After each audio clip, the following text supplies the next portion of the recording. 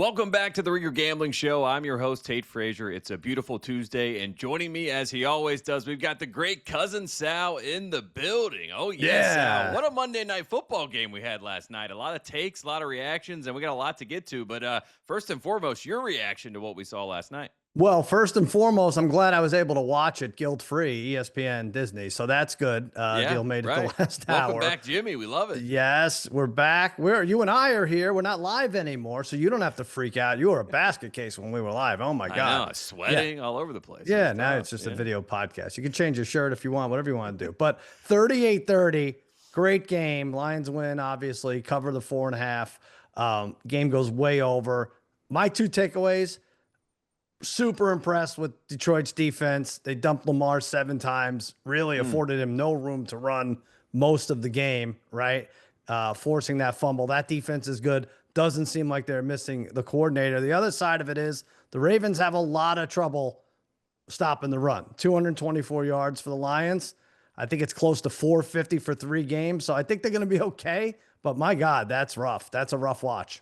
Yeah, and a rough kind of situation now for Baltimore, right? They've scored the most points in the NFL, but they sit at 1-2 right now. Lamar Jackson showing signs of frustration in this game. Derrick Henry crashing out on the sideline, slamming his helmet. Also, as you mentioned before, the fumble that was really tough late in that one. And then I think the reality for me, Sal, the big talking point is why can't the Ravens get that 1 yard when they need it, right? I mean, when you have a back like Derrick Henry, when you have the speed of Lamar Jackson on the edge, you would think that would be the most dynamic duo. But I go back to that 4th and goal situation, right? We're on 2nd and goal, they get stuffed. 3rd and goal, they get stuffed. Lamar goes to the sideline. He shows some frustration. 4th and goal, it ends up being like a fumble Rooski situation where they can't even pick the football up and they end up, turnover on downs. So for you, just what can they do to fix that problem? Because if they can't get 1 yard, I feel like this is going to be a long season for the Ravens. Yeah, that I don't know. I mean, I think it was like 2nd and goal from the 2, and barring a penalty, the Ravens should never not score 7 from 2nd and goal from the 2 with Henry, with Lamar. I thought the play selection was good. The 4th down one was a little janky, but is that going to be Henry's signature move now? A fumble in the 4th quarter? I think we've seen it a lot, and it doesn't get easier for the Ravens to think that they go to Arrowhead this week and one of those teams is going to be 1-3. You wouldn't have thought that. No, not at all. And, just going back to that Bills game where they play with their food a little bit, let the Bills get back in that game and win that game. That could be something that we talk about later in the season. 3rd time they've started 1-2 under Harbaugh. So there will be a lot of people, asking questions about this Baltimore team, which might be good for Baltimore. A lot of times we get the overreactions. People turn on the team and, they get back into form and all things are good. So we can hope for that. Yeah. Let's look at it this way. I said yesterday before the game, I was like, the Ravens are going to win this division by 4 games because Aaron Rodgers is Aaron Rodgers, right? Okay. Even if they end up 9-8, 8-9, I think that's a ceiling for that team. Jake Browning is not the dynamo everyone thought he was. Best backup in the NFL, right? Yeah. That's what I heard. And then you got the Cleveland Browns, who might be the 2nd or 3rd best. That's the argument for them. So the Ravens at -320 to win the AFC North. I don't think their stock went down that much when you compare it to the rest in their division. But yeah, when we're starting to talk about 1, 2, 3 seeds, long way to go for Baltimore now. Yeah, the AFC North looking like the AFC South right now. So, yeah.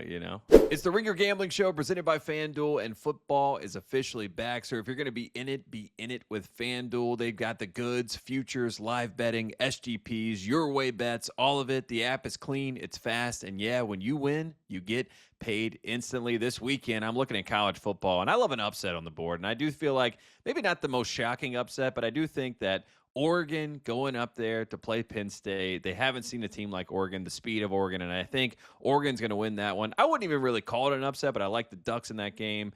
So I think that's a good one. So get your bets in, build something bold, make every game feel bigger.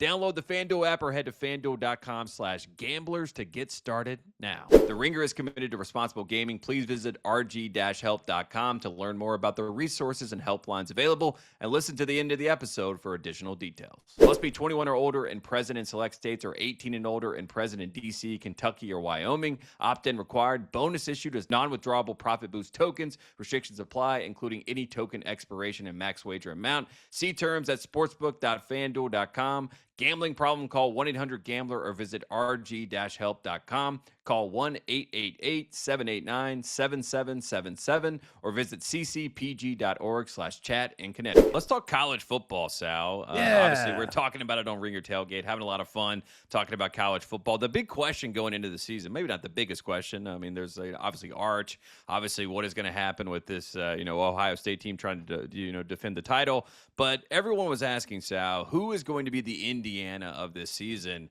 And I posit this to you.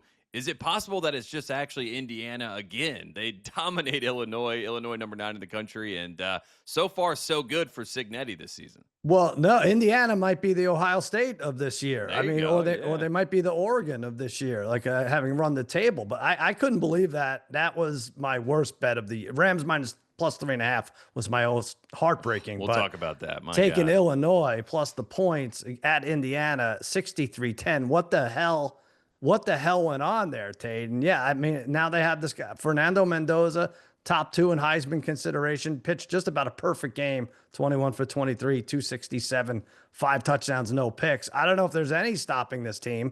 They go on the road this week, but man, did they look good. That was just a thrashing like we didn't expect. Yeah, Cignetti said last year, Google me, I win. And a lot of people rolled their eyes. And obviously when they played ranked teams, Sal, they did not win. But this time they play a top 10 team. They dominate the top 10 team. Yeah, I'm going to Google him right now. Do we have time? We're not live, so. No, you're good. Okay, so Cignetti. He's a Saban guy. He wins. It says Kurt Cignetti. He does come up there. An American football college coach, is currently serving as head coach in Indiana. Yeah, he is. Yeah, he's right. He's the coach of Indiana. I just watched the Charlie Sheen doc, winning. You know what I mean? That's Kurt Cignetti, That's right. Charlie Sheen. They're all on the same page. As long as you win, people sign up. Biologically, he's built different than the rest of us, just like Charlie. Yeah, the tiger blood, you know what I mean? There's something different there. Maybe he is an alien as well. Let's talk about a situation that seems very alien to Clemson.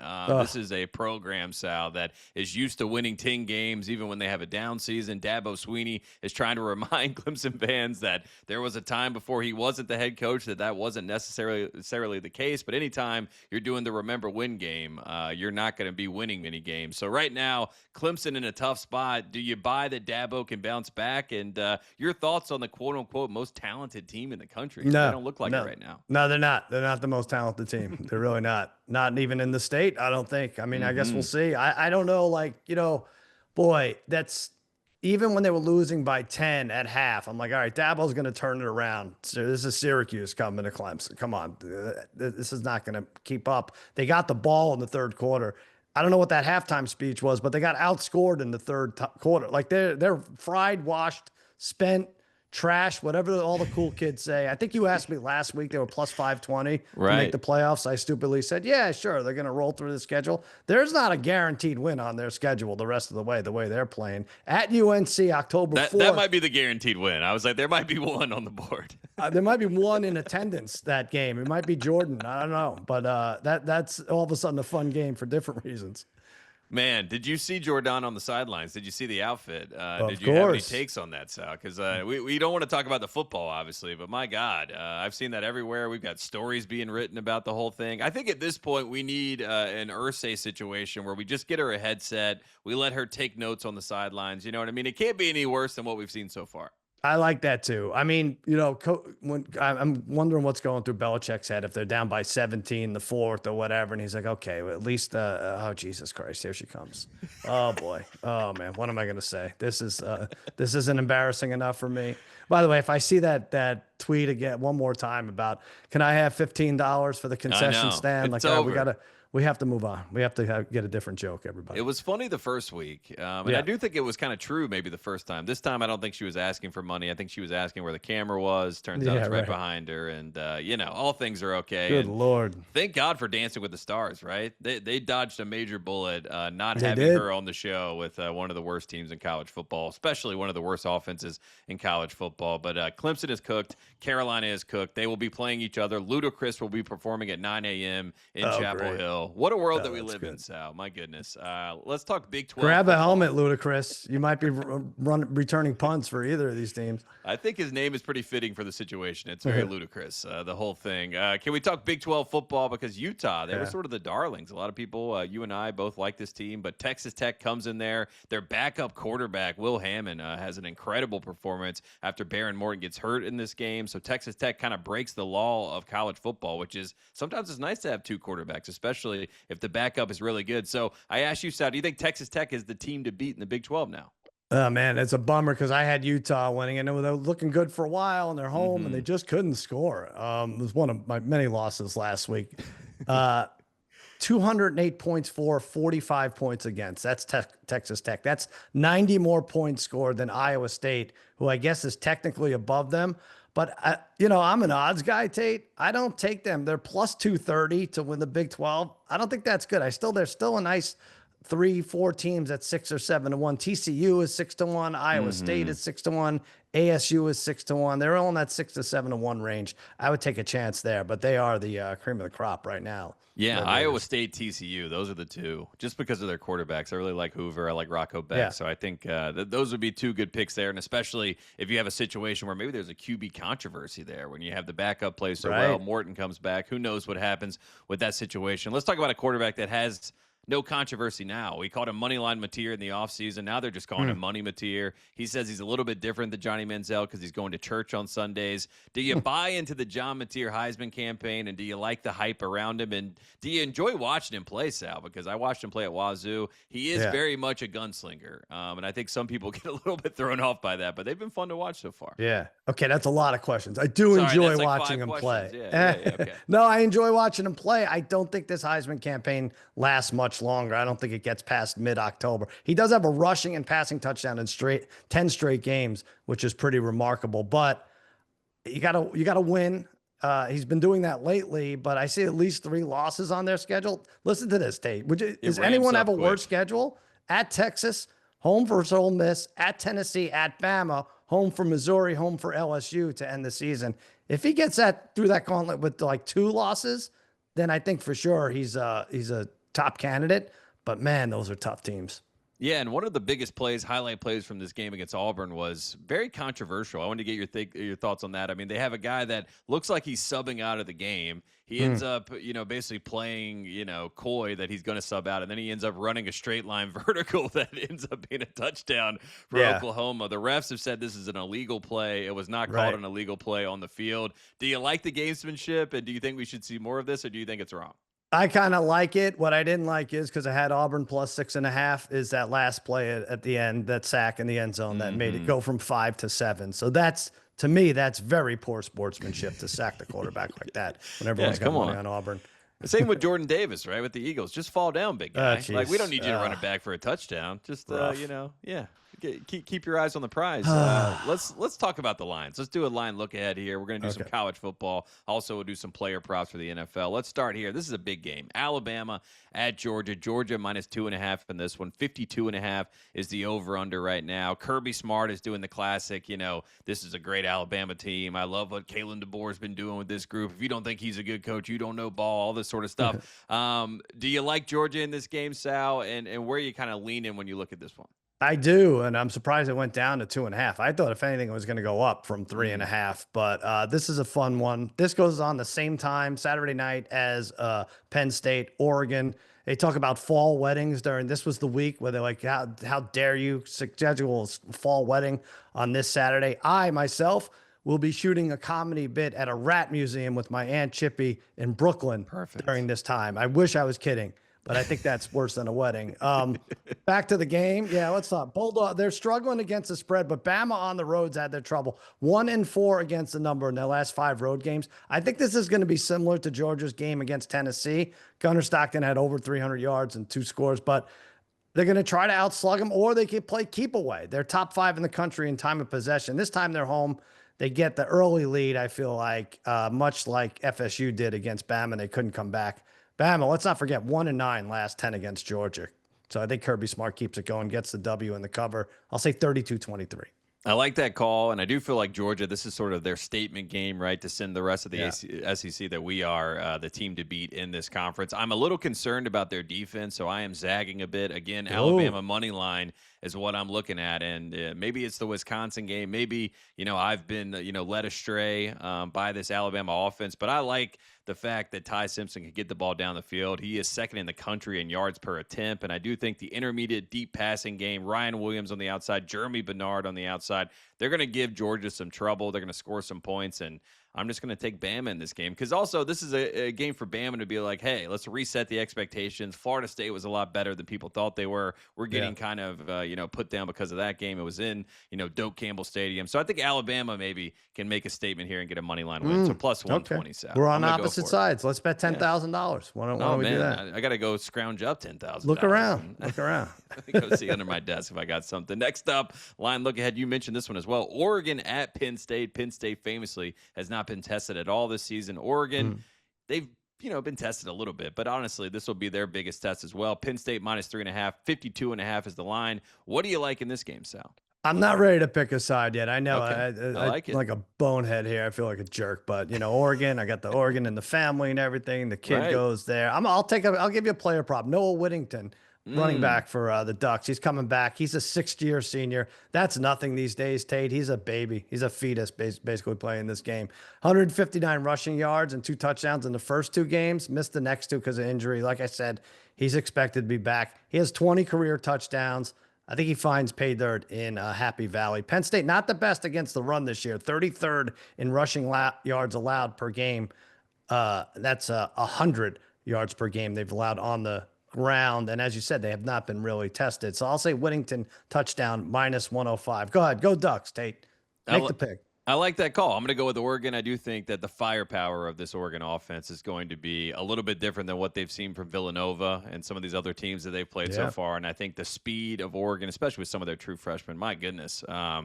DeCorian Moore, one name that comes to mind. I mean, they're just a very talented group. Dante Moore, more to more. That's a combination that's going to be getting you more money if you bet on the Ducks. And we've seen James Franklin in these spots before. Playing at home really does help Penn State. That's going to be a tough kind of setting for Oregon, but I think they're going to set the table, and I think they're going to win this game. So Oregon plus 3.5, you can get at plus 136. So I'm going to ride with the Ducks as well. Dante going up the board there, 12-1 to win the Heisman. Mateer, who we mentioned before, 9-1, and Mendoza, who we also mentioned, 8-1. So it's weird. You wouldn't have thought those 3 would lead, right? There's no Manning in there. Gunnar Stockton's down a little bit. He's far from there. No, he's way down. Alabama, Ty Simpson's down. So interesting. Yeah, they're calling him the Bronny James of football now, Sal. So there's a lot of stuff happening there. Next up, line look ahead, we got LSU at Ole Miss. Now this has turned into a family drama of the upper echelon here. But again, Ole Miss in this one minus 1.5,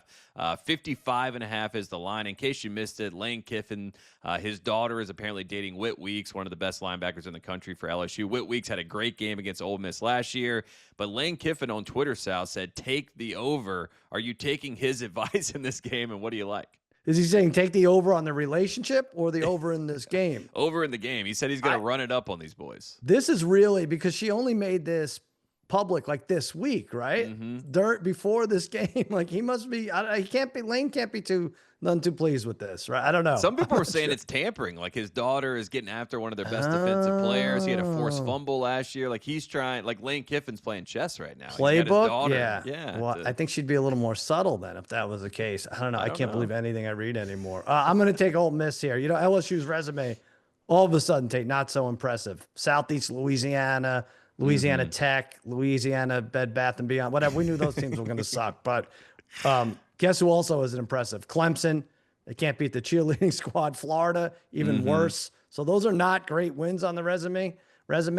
Lane Kiffin, who is very up on the spread, has a choice between a guy he claimed was a starter with Austin Simmons or Trinidad Chambliss, who leads the SEC in several passing categories. Lots of points, 55.5. It actually went up from 54.5. I got the Rebs winning this one, 30-19 in Oxford. I'm going to take the under, but I'm going to get on the Lane train, Tate. You do it too. I like the Lane train. I do like the celebration also. A lot of people, getting mad that I'm talking about college football because I do college basketball. Lane Kiffin said college basketball is also here. I mean, when they score touchdowns, they're throwing alley hoops to each other on the sideline. It's beautiful to see. But But I'm going to go with LSU in this game. I just feel like you said, they need a statement win. They need something to kind of send to the people, hey, we actually are a good football team. And Ole Miss maybe plays with their food a little bit more in this game than they're used to. So LSU money line -102. Whit Weeks, Landry Kiffin. Hope they have a lovely, time and life together. And I think it starts this weekend with LSU getting a win. And that defense sending a statement that they can do big things. Obviously, the 5 picks against Florida was a big statement as well. But I do like LSU in this game. Yeah. All right. Well, I don't know what to say. I don't like either. The other side. I'm just. Look, I like that we're on something opposite about sides. this girlfriend. That means our bases are covered. You know what I mean? Yeah, that's true. You know something about this girlfriend situation that I don't. The LSU linebacker. Shout out to the Weeks here. brothers. You know what I mean? They're strong. Next up, line look ahead. We got USC, a Big Ten showdown. USC at Illinois. Illinois, they led us astray last week, but Illinois +6.5 in this one. 59.5 is the over/under. What do you like in this one, Sal? This is a Big Ten showdown. When you think of 70s, 80s gritty Big Ten matchups, it's just Southern California Straight at Big Illinois in Champaign. 6.5. I mean, Illinois killed me last week. I don't know what the appropriate line is after the team loses by 50 or whatever, but even more. But USC, I'm not going to say they struggled with Michigan State. At least it was close for a minute. I feel like they're going to get tripped up eventually. Maybe it's while Illinois is licking their wounds. Jaden Maeva, over 70% completion. Can't ask for more out of him for USC. But they're 1-5 against the spread in their last 6 road games. And like I said, the Illini can't be as bad as they were. Brett Bielema has to get a winning game plan together. I say 27-23 final. I'll take those points. That's a lot on the road. Yeah, and he also said after that game against Indiana that he liked the reaction in the locker room. Guys were mad. Guys were upset, all that sort of stuff. So the coach speak I'm buying into, so I'm going to take Illinois as well. So, I mean, look, it can't happen. Lightning can't strike twice that we have taken the Illini, and they've disappointed us. So we're going to take Illinois, both That's of us, +6.5, -106. Line look ahead, we got Seattle at Arizona. Thursday night, we got player props on the board. Arizona -1.5, 43.5 is the line. Player prop that you like on the board, Sal?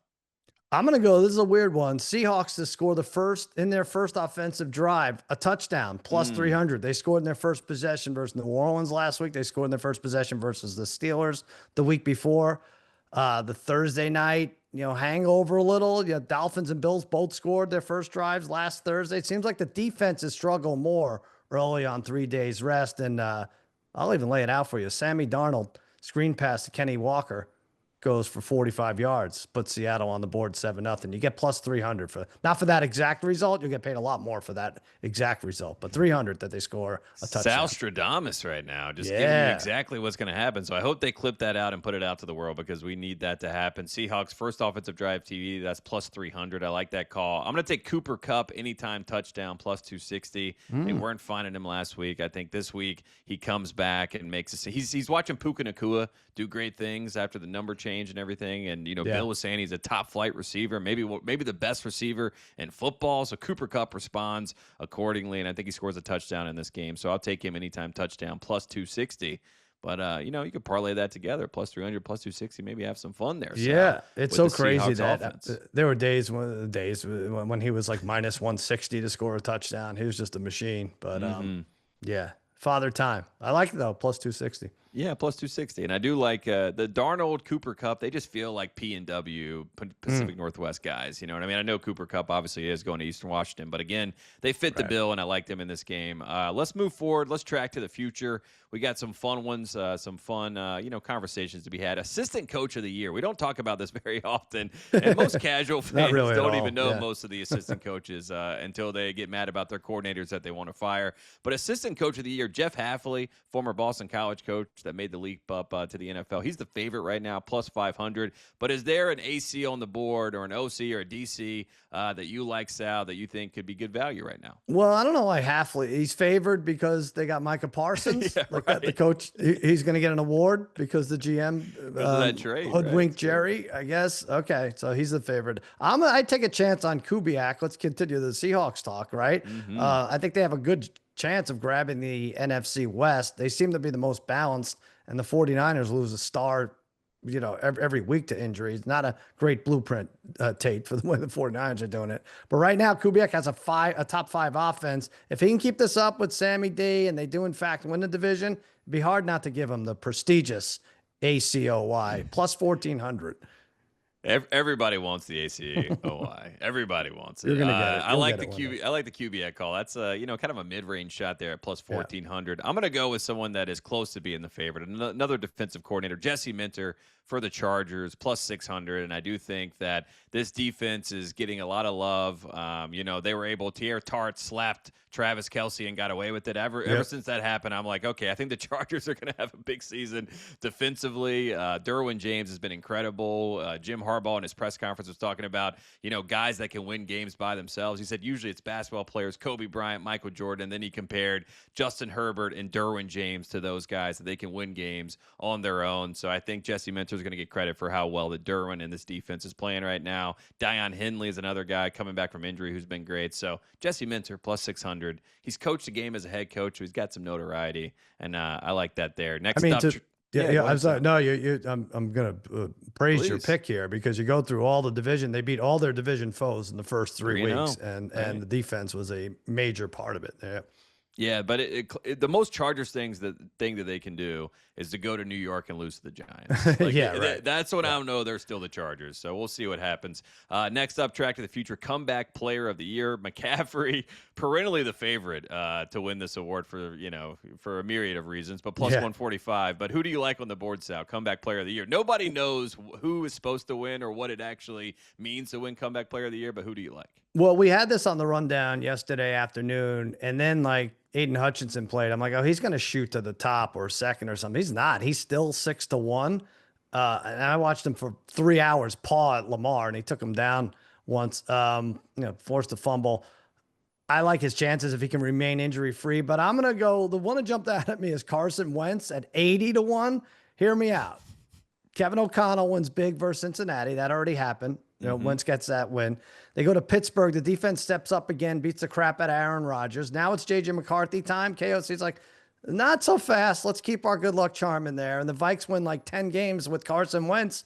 I'm having fun at 80-1. I don't know. I mean, it's probably not him. You probably have the winner, what you're about to say, but I like the long odds here. I like the long odds as well, and it does feel like J.J. McCarthy, go enjoy your newborn baby. Go enjoy your family. Take a break. Let Carson Wentz get some wins. You know what I mean? That's what it feels like. He had one great quarter. He won Offensive Player of the Week, which I think if we go back and relitigate that, that's an insane thing that happened. But again, Carson Wentz, I like the value there. I'm going to go with Indiana Jones, Daniel Jones, plus 410. It feels like the obvious pick right now. Everybody loves Daniel Jones. He was with the Mannings on the Manning cast, talking about how he had a fat head of Eli in his room. His brother had Peyton Manning, fat head in his room. Now he's played for both the teams that they played for with the Giants and the Colts. So the story of Indiana Jones is great. Plus 410 still feels like some value. And I like, the fact that Jonathan Taylor is the real best player on this team, but Daniel Jones is the quarterback, so we give him the credit for it all. So, it's one of those things where plus 410 feels like some value. We have to, I guess, see how they play with the voting, right? You said it up top. I read what it's supposed to be. It's supposed to go to a player who's demonstrated resilience in the face of adversity by overcoming illness, physical injury, or other circumstances that led them to miss playing time the previous season.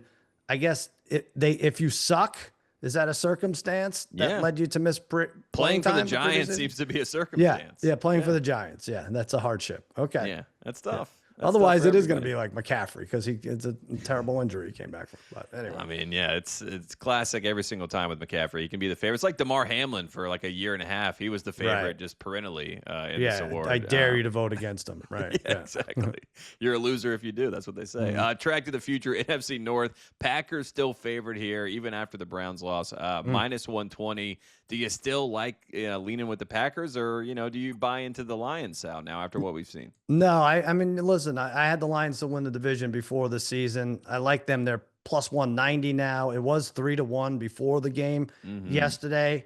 It'll probably honestly come down to Lions Bears week 18 and Packers Vikes week 18. But this team clearly doesn't miss their coordinators, especially that defense. I think if 7 defenders were hurt instead of 10 last year, they would have gone further mid-January at least. And I think that coach is too good to keep down for too long. So we could have a situation like last year where one NFC North team has 15 wins and the other has 14. And right now, I think the better team is the one who didn't lose to the Cleveland effing Browns last week. I like the Lions plus 200. I like the Lions too. At plus 300, I really like the Lions, but Yeah. obviously beating the Ravens moves that line up a little bit. But both of us believe in Detroit and believe in Dan Campbell. So shout out to the Danimal. He's always locked in. And like you said, he is definitely taking notes and taking names for all the people that doubted the Detroit Lions, which I think helps motivate this group. We're going to take a quick break. When we come back, we're going to do some over-under reaction. Steven Ruiz, the Ringer's very own, is going to join us, talk some NFL football, and we'll be right back after the break. The Ringer Gambling Show is brought to you by FanDuel. It's one of the biggest weeks in sports, and FanDuel is turning it into a full-on celebration. Introducing FanDuel Boost Fest, where every day from September 25th to 28th brings you a 50% profit boost on the biggest matchups in football, baseball, golf, and more. I am locked in on the Ryder Cup, and I am locked in on Scotty Scheffler most points in the Ryder Cup. So go check that out right now. However you play it, though, that 50% profit boost is ready to go every single day during Boost Fest. Download the FanDuel app or head to FanDuel.com/gamblers to jump into the Boost Fest, where the games are big and the boosts are bigger. Must be 21 or older and present in select states, or 18 and older and present in D.C., Kentucky, or Wyoming. Opt-in required. Bonus issued as non-withdrawable profit boost tokens. Restrictions apply, including any token expiration and max wager amount. See terms at sportsbook.fanduel.com. Gambling problem? Call 1-800-GAMBLER or visit rg-help.com. Call 1-888-789-7777 or visit ccpg.org/chat in Connecticut. All right, welcome back to the Ringer Gambling Show. Joining us now, the Ringer's very own Steven Ruiz. Ruiz, what's going on, man? Good to see you. Not much. How you guys doing? We're doing well. We're talking through everything from college football to NFL football. And now we get to play my favorite game. Sal says it's probably his 270th favorite game. It's moving up. It's my number one. Yeah, it's shooting up the rankings a little bit. The power rankings are gaining some steam, gaining some momentum. But to break it all down, I read a statement. You tell me if it's an over or an under reaction. We'll start here. We are embarking on the best sports weekend of the year. Sal, I turn to you. Over or under reaction? All right, let's do this. Ryder Cup. Great. Yeah. Penn State, Oregon, Amazing. Terrific. Georgia, Bama, dynamite. Divisions, wild card races coming to the wire. Major League Baseball, Tampa Bay, Philly, Kansas City, Baltimore. But it all culminates in Micah Parsons ending Dak Prescott's career. So I'm going to say no. I'm going to say it's an overreaction. This is not the best sports weekend of the year because of how it's going to end. For the beautiful Cowboys. part about this part of the year is that you could argue for many a weekends. That's how good sports are That's right now. right. But the Ryder Cup is the best. I'm so excited. Ryder for Cup Ryder plus Cup. the two gigantic college games. Yeah. Going to be good. Ruiz, over or under reaction? Your thoughts? I'm going to agree with Sal. I'm going to go overreaction just because I'm a sucker for like that weekend in May where I feel like the stars align and we get like NBA playoffs, NHL playoffs. I think there's like a golf tournament in there. But no, it is going to be very exciting. For football, it's definitely the best weekend on the calendar. Yeah, shout out to all the football fans. Everyone's going to be locked in. Go ahead and you can't go with your May. couch position. You can't go with May. May has no football. May is so far from football. It's depressing still. I'm sorry. My other pick was going to be March, just to kind of speak to Tate's March heart also as a too college far. basketball fan. Yeah, too far. Sal's a February guy. He's like, I like the conference races in college basketball and the NFL playoffs. Well, to be honest, the baseball playoffs, when it heats up, I would trade that for the Ryder Cup. So like in 2-3 weeks, I think it gets interesting too. So the fall, there's just plenty of options. We like options on the board. Next up, Rams bettors suffered what will end up being the worst beat of the entire NFL season. Sal, over or under reaction? I still can't believe it. I'm going to say underreaction. I mean, we have this sumo wrestler sprinting 19 miles an hour only to screw up the spread. That was disgusting. Alive. Yeah, it was really like it made me quit gambling for like 40 minutes. Boycotts work, people. Yeah, gotta give yourself a break sometimes, a mental break. Ruiz, over or underreaction? It's an underreaction. Like, yeah, definitely. Like, it was a bad play. Like, I was thinking of Leon Lett in the Super Bowl, like 30 years ago. Like, that could have happened if he would have just fell over. The game's over. They win the game. So, and not only was it a bad beat, it was a bad play that beat you too. And they're celebrating in the end zone. I would be furious if I had bet on that game. Yeah, and it also kind of showed that if you can ice the kicker and then use that as a way to figure out where the gap, like it was kind of a really smart play as far as the D-line and then figuring out who's going to go and do what and who's going to get blocked. I mean, just a very fascinating moment in the Eagles fans in my life. Boy, were they talking a lot. They were getting a lot of, chirping early on in that game, and boy, what a finish. Next up, we need more NFL throwback bits like the one we saw on the NFL Today. Sal, over or under reaction? Did you like the wig? It's funny. I ended up seeing clips because Simmons asked me on the Sunday night show. He's like, "Did you see the pregame show? Did you see the throwback on CBS?" I was like, "No, I co-host a pregame show on your network." So you're like, I'm in the middle of a show. maybe you should have maybe called in, told us to watch or something. I don't know, but I do like that. I think that's good. Make it every week. I say Underreaction. Every week's Halloween. Bill Cowher's a blacksmith from the 1700s one week or something different. Maybe we'll do it on our show, Tate. Like that's perfect. Coachella or Joe House dresses as your favorite scary movie character while giving out an underdog pick. I like it. Everyone dress up. It's a good call. Ruiz, I hope you were watching Sal and the rest of the Ringer game, but your thoughts over underreaction on the throwback bits? Of course I was. I always tuned in. I definitely wasn't watching the CBS pregame show. I'll say that. But I think can you get Bill Simmons to watch us? Could you somehow put in a good word for us and get the boss? But I feel like they should lead in the bit, like Sal said, and just go a decade further back into the past every year. And by week 18, you're in like the 1600s, and Matt Ryan's dressed up like, I don't know what he would be wearing, pantaloons or something. Yeah, someone's got a George Blanda jersey on, right? We just keep going back and scaling things back. I like it. Speaking of scales, Sal, there isn't a scale able to weigh Baker Mayfield's testicles over or underreaction. Oh, I'm gonna say overreact. That you're very graphic, Tate. I think there is a scale that exists, but no, he is my favorite to watch right now. More than Mahomes, more than Allen or Jackson. Maybe not the top 3 or even top 5 if you want to put Herbert and Burrow in there. Fine, but Mayfield passes the eye test and the sack test. He is a ballsy player and lots of fun. And he saves that 1 p.m. Eastern weekend window. I was talking about that when a lot of the games suck and the Tampa Bay Buccaneers are losing in the fourth quarter like they often are. You're going to see a good 20, 30 minutes of football out of him. It's also like you get the best version of Baker in those moments. Ruiz, over underreaction. You buying into Baker? I'm going to give an overreaction to whoever wrote the question, but yeah, he's the ballsiest quarterback in the NFL. He's the guy that he doesn't have any of the talent that those top guys that Sal just listed off have, but he tries the same throws. And sometimes it gets him into trouble, but through 3 weeks, it hasn't. And it's been the reason they've been able to win games. Yeah, and he's having a great time in the press conference, talking about guys that cut him, calling out Steve Wilkes after that game. So, a lot of, memories for Baker Mayfield, all the people. He's got a list that he's going after right now. Speaking of a list, injury list, I say to you, Sal, the 49ers are the most injury-prone team in the NFL, over or under reaction. I mean, it really seems that way. I'll say underreaction. They have 7 players that everybody knows, and those 7 players just take turns tagging each other in, getting injured. They also go out of their way to sign injury-prone players, so it's a little bit of their fault, but I think the league should let the 49ers carry 75 players on their roster because it just gets ridiculous. Yeah, they need an extra 20, and maybe that gives some guys some more jobs. Ruiz, over underreaction. Do you buy into the injury-prone nature of this team? I'm going to go, I'm going to say proper reaction. We could have seen this coming. Everybody could have seen this coming before the season. I know they had like historically rotten injury luck last year, but when you have injured players on your team and they're older players, they tend to get injured the next year too. I just popped my Achilles answering that question. No. That's not good. We got to get that's over. Al Shanahan just offered me a 3-year deal.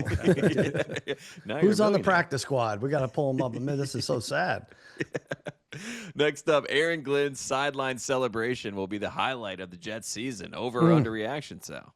I think it'll be the most athletic thing we'll see from this Jets team. Maybe I'll say overreaction. Great rhythm there by Aaron Glenn. Really good. Nice. Yeah. I enjoy the enthusiasm, and I called that the Jets were going to be competitive. They're 2-1 against the spread right now.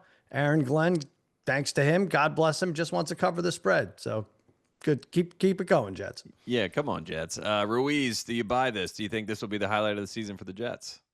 I think it will. And I think when you're a coach, when you're coaching a team like this, where it's not going to look great all year long, you have to have moments like that to keep the fan base engaged and keep them happy about the job you're doing. But I just watched that game, and the end of the game, the last drive, Baker Mayfield misses a wide open touchdown pass that would have won the game. And the next play, he hits a 25-yard pass. But there was another guy on the field that was wide open too. I don't know what Aaron Glenn was doing on that final drive when he was calling the plays. Maybe he was focusing on his next dance move. Yeah, he had something up his sleeve, and unfortunately, so did Baker Mayfield. So not a good finish there, but a good celebration for Aaron Glenn. We talked about this a little bit earlier, Sal, so I'm going to turn to you, Ruiz. I'll ask you this. Yep. Bill Belichick should let Jordan wear a headset on the sidelines like Irsay's daughter. Over or under reaction? Your thoughts?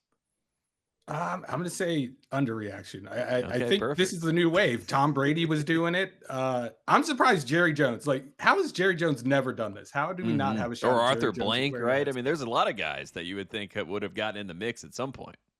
Yeah, because Arthur Blank's on the sideline as it is. He's not up in the booth. So I'm surprised it hasn't happened. But I'm calling my shot now. By week 8, Jerry has a headset on. Yeah. Wow. Motorola's ready. They're going to get Jerry a headset, and he will be locked in. But I do actually think that it's working, though, with Irsay's daughter. I mean, You do? it's like she's taking notes. Like, she has nobody to celebrate with because I think she's, she's a little bit hard-nosed over there. I She's think making it's a sure George everybody's doing their job. Costanza move. It's a let me look busy. Everyone will think I'm Is it? You think it's plugged in? Dynamo.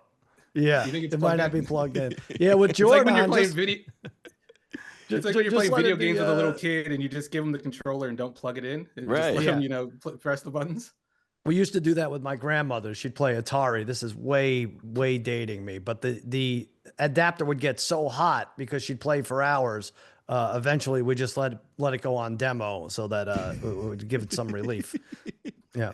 Yeah, so they got Ursay. Maybe they get Jordan headset on demo mode. Jerry's on demo mode. Yeah. Ursay's daughter's on demo mode. That's it's not a You bad could just way to give live. her a headset with Olivia Rodrigo playing in there, Taylor I think Swift. that's good right? enough. Yeah, why Yeah. not? Get her ready for the halftime show. Ruiz, let's talk early season storylines in the NFL. You're the expert here. We're going to throw up and lob some things to you and see what you think. MVP debate. Let's start there. Allen, the favorite, plus 220 right now. Herbert, obviously, a lot of people talking about how good he has looked. Like I said, Harbaugh said that he won a game basically single-handedly. He's plus 500. If you were to give the MVP right now, who would be your pick and who would be your guy?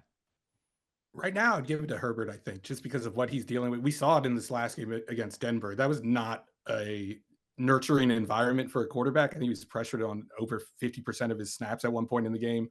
But he's just pulling these plays out, especially in the fourth quarter, which has always been the thing about him, though. The question mark has been, can he rise to the occasion? I think we've seen that. Even in the Chiefs game, he had the moment where he scrambles and slides to clinch the game. So I'd give it to him, but long-term prognosis, I'm not super confident in that environment. Like, maintaining this is going to be difficult, especially against tougher defenses. Yeah, 17 game-winning drives for Herbert since 2020. That's the third most in the league. Mahomes has 19. That's the most. So, I mean, Herbert, for a lot of people that think like this is the turn that he has made, he has been able to do this but he's going up against the Chargers curse. Sal, do you like the value there of Herbert at plus 500? Do you think this will be the best odds that you'll get the rest of the season? Well, I'll tell you this. I think so. I don't think it'll be much different either way because they'll win more than they lose. But I know it will be blasphemy because everyone talks about Allen and Jackson as the top two quarterbacks, and that's it. You can't move them. But I don't think moving Herbert ahead of Jackson at this point is that outrageous. Not saying he's better, but they have 2 losses. They lose to Kansas City. We discussed this. You have to be a top 2 seed pretty much to get the MVP. So they can go 12-5, win the division, but he's not going to be a top 2. I don't think he gets the MVP in there. You can move Lamar's odds down a little bit. I don't think anyone's going to really be pounding that for a 5-loss team. And it is funny that you have to be a quarterback now to win the MVP. Just look at the odds. It's literally all quarterbacks. It does not matter what Who's the position you first play. one? It's Barkley, and he's 18th. Yeah, perfect. He's the 18th on the list. And usually And that's if just you're like not a thing, right? Like he hasn't lit the world on fire so far through 3 games, and he's still hanging around there. Right. He's like 2.7 yards per carry, something like that. And when they opened up Jalen Hurts in the second half, that's when the game kind of spun the other way for the Eagles. Let's talk about Offensive Player of the Year because that's the category for every other offensive player that's not a quarterback. Right now, Jonathan Taylor, plus 450. Do you think he's the answer as the Offensive Player of the Year, Ruiz? I think he's the answer now, but I'm looking at James Cook's odds. I think he's at plus 2,000. He's right behind him in terms of rushing yards. I think he has 4 touchdowns. He has 1 fewer touchdown, but I expect this Bills offense to continue to produce like that. I have question marks about the Colts' capacity to do so when they start getting into the tougher part of their schedule. So I would pick Cook in the long term if you're looking for a running back, if you're not looking for a quarterback, but I would give it to Taylor at this moment. Yeah, you could do a little Bills parlay there. You take Allen as the favorite to win MVP, and take Cook to win Offensive Player of the Year. So that could be something there that's a little bit spicy. Sal, do you like buying into Jonathan Taylor, or do you think he's going to taper off at some point? I don't love those odds for him at plus 450 because, I think the Colts level out a little bit. It is interesting. The usual suspects, Henry is sixth on the board at 12-1. And then you got Jefferson and Chase. I'm looking at 11th and 12th on the board, around 30-1. I wouldn't take any of those either, but and as Ruiz was saying, Barkley hasn't, lit the world on fire yet. He's fourth at 10-1. Maybe that's the one you take. Maybe Saquon gets a 200-yard game and he's all of a sudden top two in consideration, I think. Yeah, it's going to move a lot. That's that's what we can tell just based on the overreactions from every single week in the NFL. I mean, a team goes from being the worst thing you've ever seen to being, hey, maybe the Browns have an elite defense and they can make some noise. It moves quickly. Let's talk about rookies, especially rookies of the year. Let's talk offensive. Egbuka right now is the favorite at plus 360. Is there anybody, Ruiz, that can knock him off, or does it feel like this is kind of his year? I'm giving it to him just because, like we talked about Baker, he's going to give him the chances, and we've seen Egbuka. He makes amazing catches seemingly every week. Evans for me, being the hurt, best player, Godwin being out, right? He's just become the number one guy. Yeah, the opportunity is going to be there. For me, though, the best rookie so far is, and at the same position, is Tedero McMillan. I don't know if you guys have gotten a chance to see him play. Incredible leaps, man. The guy's got hops. He's huge. He can win 50-50 balls. And like after the catch, he looks like Amon-Ra St. Brown out there. Like the way he turns upfield and accelerates, it's amazing. I'm not the biggest fan of Bryce Young, and I don't know if he's going to get the service from his quarterback that he needs to win this award, but Egbuka definitely will from Baker Mayfield.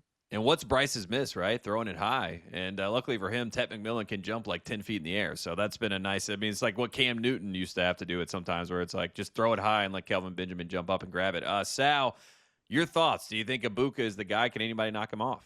Well, my thoughts, I enjoy listening to you guys. It's cute. You go back and forth, but I really am the offensive rookie of the year whisperer here. I picked the last two, and neither of those were favored, right? And I went with Egbuka in August. So and I had Jared Verse for defense. That's right. So yeah, I don't expect you guys to clap, but of course I'm sticking with Emeka Egbuka.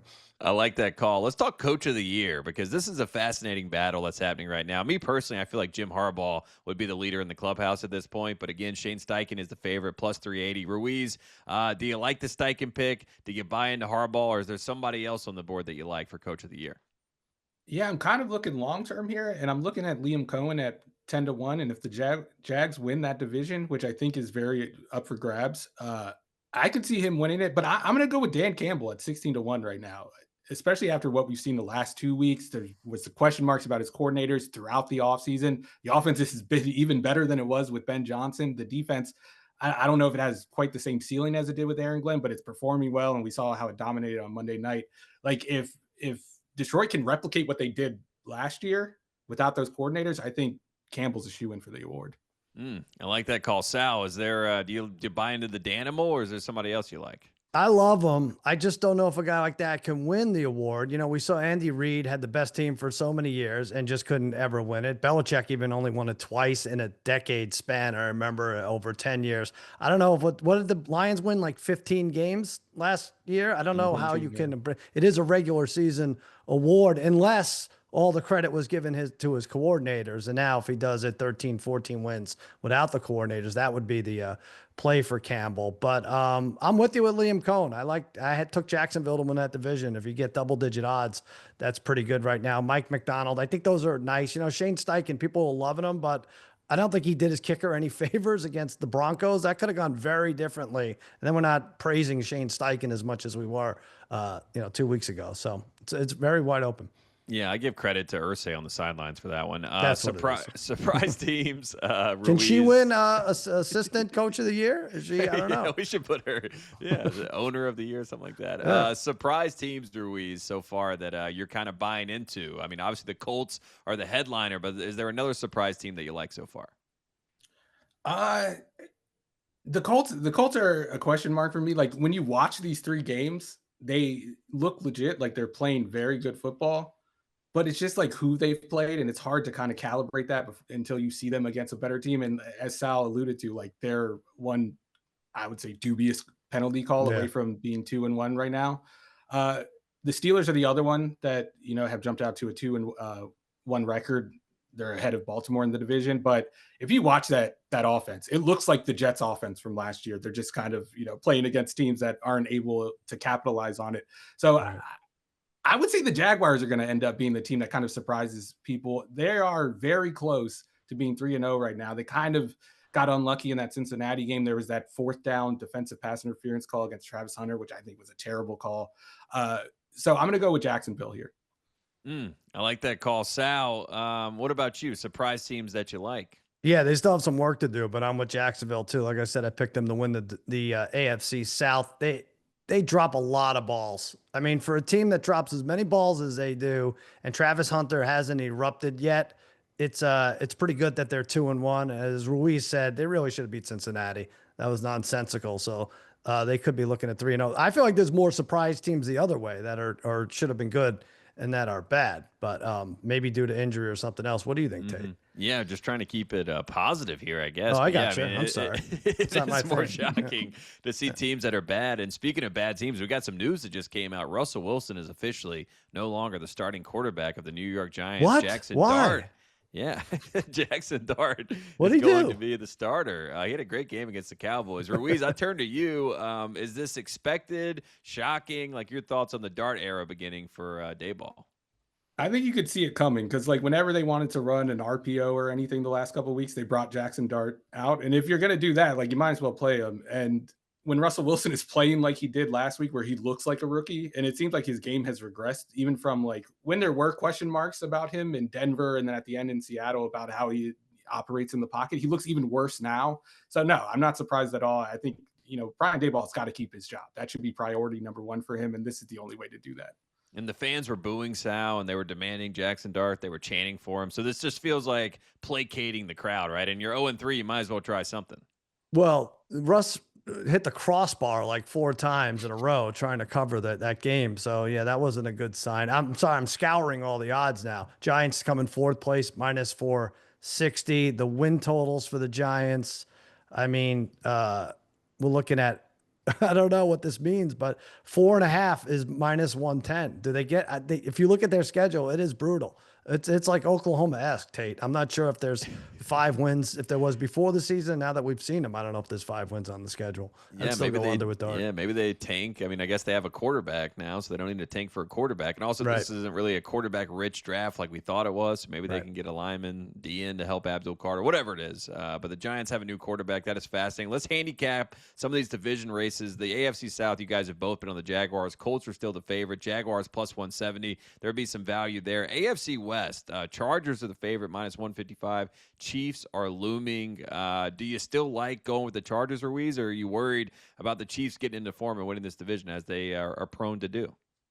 No, the only reason I would pick against the Chargers is because of the Chargers curse, as you mentioned earlier. But I get the idea of the Chiefs and the fact that you can't ever count them out. But when you watch them every week, like, there's no substitute for talent. I don't care what whatever vibes are helping you, pushing you forward, or whatever helped them last year get to 15-2, but it's not working this year. And I don't see an obvious fix for it. Maybe Rashee Rice comes back and transforms that offense, but you're banking on a guy with 1,200 career receiving yards to fix an offense led by Patrick Mahomes. It's just, it pisses me off watching that team every week, is how I'll say it. Yeah, and Bill keeps bringing this up, but I mean, their best 2 receivers right now are 2 guys that the Patriots waived. So I mean, it's like it's wild, and I do feel like they're going to make a trade. I think Tyreek Hill probably will come back into the equation at some point. But again, can that save them? Will it be too late to win the division again when you're already down in a hole like they are? It's tough. Sal, do you like the Chargers at this point being 3-0? I'm looking at the odds. I didn't think -155 was decent enough value. And I'm like, oh, you can get the Chiefs at +260. They are the Chiefs. But looking at this realistically now, this was before last night. The Ravens come to town and they're a favorite over the Chiefs. If the Chiefs lose that one and the Chargers take Jackson Dart to the shed, you like that defense. You like that defensive coordinator, Tate. They should take care of business. Now, all of a sudden, they have a 3-game lead over the Chiefs with a head-to-head win. So I think either it's a stay away or jump on those Chargers now. I just take the Chargers now before it keeps getting, the odds keep getting worse and worse, if you do believe. Last one I want to hit, NFC West. 49ers are the favorite right now, plus 110. Rams right behind them, plus 185. Ruiz, do you buy into the 49ers being able to kind of deal with all these injuries and still win the division, or do you like the Rams there at plus 185? I actually like the Rams a lot. Me too. And I wouldn't count out the Seahawks at plus 700. I think Sal said it earlier in the show. Yeah. They're maybe the most balanced team in the division. That defense has like top 5 potential, and the offense, I think that's maybe a house of cards. Special teams has been incredible too, right? I mean, Seahawks. Special teams has been great too. Yeah. Torrey Horton, the wide receiver with the punt return. But we saw this out of Clint Kubiak last year in New Orleans. I remember after that 2-0 start for New Orleans, they had the best offense in the NFL. And then it all fell apart. So I want to see what happens when they kind of get punched in the mouth. Do they have a plan B? Do they have a counter they can go to? We haven't seen that yet. But we know with the Rams, you have a quarterback in Matthew Stafford who can adjust to defenses no matter what they do. That defensive line just looks unblockable right now. My question mark about them is obviously Matthew Stafford's back. And like it takes one hit for that to all go downhill. Yeah, I just love the Rams. I think they're really good. I think the Rams could win the NFC, and I don't want to get too far ahead of myself. Sal, who do you like in this division? Mad at them. I mean, I'm just too emotional about the Rams right now. But and I took Arizona to win the division, and that team could be 3-0 or they're awful. We really don't know. But yeah, I think Seattle is the value pick at plus 700. I feel like I had to figure out. I'm like, well, you're going from Geno Smith to Metcalf. I don't know if this is a good switch with Sammy Darnold and Cooper Kupp and everything. They've kind of done it. They've established that they're going to be decent. They're going to play defense, and they're going to compete in the NFC West. We'll see Thursday night if I'm wrong, but 7-1 odds is pretty good for the West winner.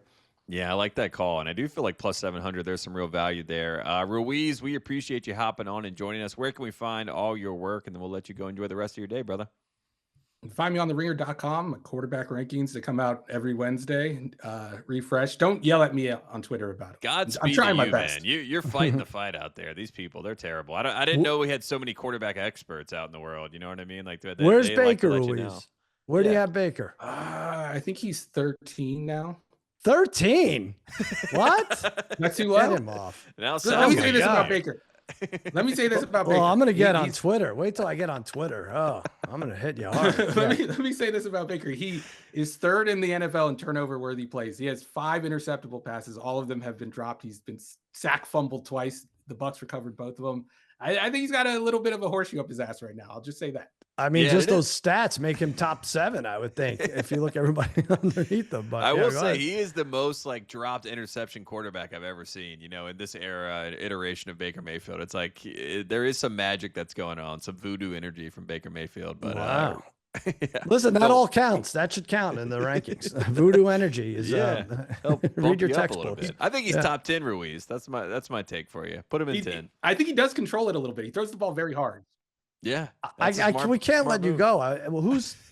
Who you have ahead of him? I mean, obviously there's 5 or 6 that should be there, but I think do you have like Daniel Jones ahead of him? Who do you have? Oh, no, definitely not Daniel. I think the most controversial one is probably Geno Smith. I think Geno. Okay, well, that's wrong. Geno. People would take, but I love Geno. I got a soft spot for Geno. But he's going up. That's what I'll say. He's going up. If he keeps playing like this without the dropped interceptions, I think he'll be in the top 10 in no time. I love it. Well, Ruiz, you'll see Sal on Twitter, and we'll see you soon, man. We appreciate you hopping on the show, and good luck with all those rankings. Good luck with all those trolls out there, and we appreciate you hopping on the show, man. Thanks for having me, guys. See you, bub. All right, we're going to take one more break. When we come back, we got our best bets for Tuesday night. And Sal, we got MLB, we got WNBA. I can't wait to see which way we lean this week. We'll be right back after the break. All right, welcome back. We got best bets for Tuesday night, Sal. I have been on the wrong side of all of these other than our first one. So I am going to, lock in here and get things back on track. Or you can just fade me. We'll see. Fade Frazier. You can do whatever you want. But Sal, best bet for Tuesday night. What do you like? I'm still shucking with this 13th Baker being 13th on Ruiz's list. I mean, who's Caleb Williams ahead of him? Who's he have? Who could be?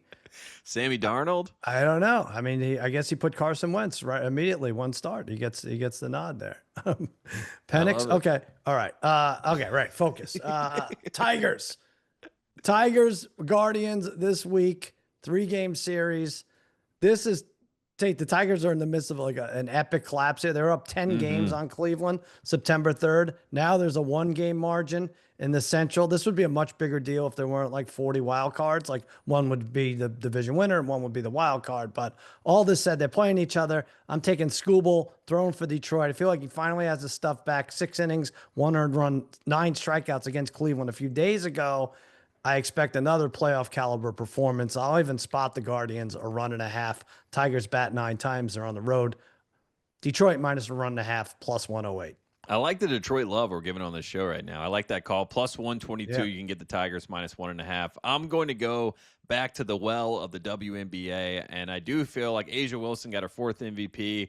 A lot of celebrating, a lot of excitement about this Aces team. Like they're going to go back, they're going to make a run, but you know, to use a Lee Corso, not so fast here. I like the fever in this game. I think they're trending in the right direction. Obviously, a lot of injuries. Obviously, this is a Caitlin Clark-less version of the Yeah, Indiana she's not Fever. playing. You know that, right? She's not playing, yeah. Okay. But she's still on the sidelines. She's still getting fined for tweeting about how bad the refs are, right? These are all good things that are, you know, helping this Indiana Fever team kind of catch a little bit of a fever, I would say, Sal. And maybe I got a fever because I'm feeling good about this team. Plus 8.5. I don't think they're going to win the game. I think it's going to be a close game. I think the Aces find a way to win. But again, I think the fever cover, it was at 9. It has moved to 8.5, and you can get that at minus 110. So I'm going to knock on wood 3 times, and it's going to happen this week. I think I'm going to parlay both win. of those. I like that. I like our parlay for today. Look at that. MLB, WNBA. We're doing Tuesday Tango. Yeah, Let's do it. Tuesday Tango for both of us. Sal, you're the best. Love doing the show with you. Where can we find all your work? And then we'll talk to you later in the week. You find me right here on the Ringer Gambling channel here on YouTube. I'm going to be with Joe House and Anthony DeBundo on Thursday, and then Friday with DeBundo and Heifetz, and Ryan Fitzpatrick will join us as well. Oh, I love it. Fitz magic. Yeah. Love to see that. We got some legends coming on. Yeah, Ruiz has him 4th right now on his list, which he hasn't even suited up. It's interesting. I'm excited. Yeah, it's all about the personalities. You know what I mean? You got to crunch the numbers, see what happens. We appreciate everybody tuning in to the Ringer Gambling Show Tuesday edition. We're having a lot of fun here. We appreciate everybody hanging out with us, and we will see you next week.